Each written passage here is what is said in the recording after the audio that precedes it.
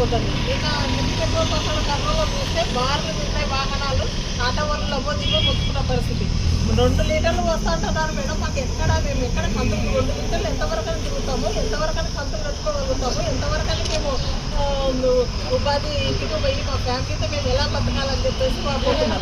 ఎప్పుడు రాష్ట్రంలో ఇలాంటి దుస్థితి ఎప్పుడు కూడా ఏర్పడలేదు. అంటే పక్క రాష్ట్రాల్లో ఈ దుస్థితి ఏర్పడలేదు, మన ఏపీలోనే ఎందుకు ఏర్పడిందంటే ఈ చేతగాని ప్రభుత్వము, ఈ చేతగాని ముఖ్యమంత్రి చంద్రబాబు నాయుడు గారు ఏం పట్టించుకోకుండా ఒక రివ్యూ మీటింగ్ లేదు, పాడలేదు. వాళ్ళకి వారం రోజుల నుంచి కూడా దీని సమస్య కూడా ఎక్కడ ఉంది ఏమనేది కూడా తెలియకోకుండా దీని గురించి పట్టించుకునే నాదులే లేదు. లోకేష్ బాబు గారి ఆయన ఈ పరిస్థితి చూసి రాష్ట్రంలో ఏమున్నాయి ఏమనేది, ఆయన విద్యాశాఖ మంత్రి అయ్యి పిల్లల మీదనే శ్రద్ధ లేదు. ఇంకా పోతే రైతులు చూస్తే ఇట్లా, గ్యాస్ చూస్తే గ్యాస్ కొరత, 2 రోజులు గ్యాస్ కొరత అండి, మళ్ళీ ఇప్పుడు పెట్రోల్ డీజిల్ కొరత, మళ్ళీ మద్యం అయితే ఎక్కడ చూసినా దొరికే పరిస్థితిలో ఈ ఏపీలో ఉంది. చాలా దారుణము.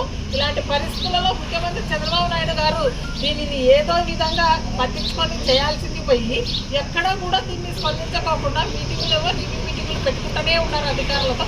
అధికారులు చూస్తే మేము చేస్తున్నాము, ఎక్కడ కొరత లేదంటారు. మేము పెట్రోల్ బంక్ అంటే ప్రతి పెట్రోల్ బంక్ అంటే పోయి చూస్తే మేము 2 లీటర్ల కంటే పోలేము, ఆటోలకు డీజిల్కు దాంట్లకైతే 5 లీటర్లు 6 లీటర్ల కంటే పోయితే మేడం అంటారు.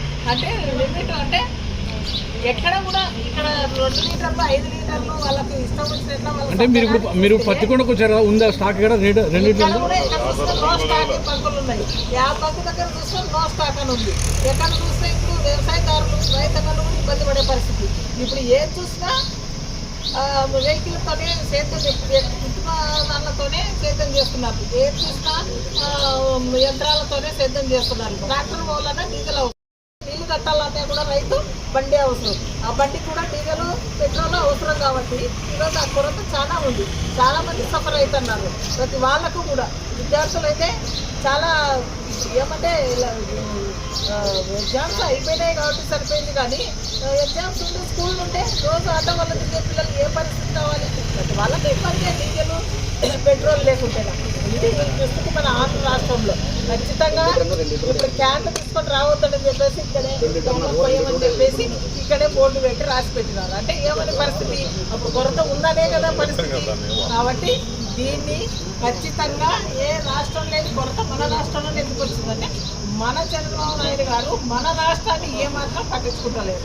ఎప్పుడు కూడా ఇలాంటి దుస్థితి రాలేదు ఆంధ్ర రాష్ట్రంలో. కాబట్టి దీన్ని ఖచ్చితంగా మళ్ళీ ప్రజలకు స్వచ్ఛందంగా ఎన్ని లీటర్లు అవసరం అనుకుంటే వెహికల్కి అన్ని లీటర్లు పోసే విధానాన్ని ఖచ్చితంగా చంద్రబాబు నాయుడు దృష్టి పెట్టి దీన్ని అంతా కూడా దీన్ని ఫస్ట్ చేయాలని చెప్పేసి మేము కోరుతున్నాం.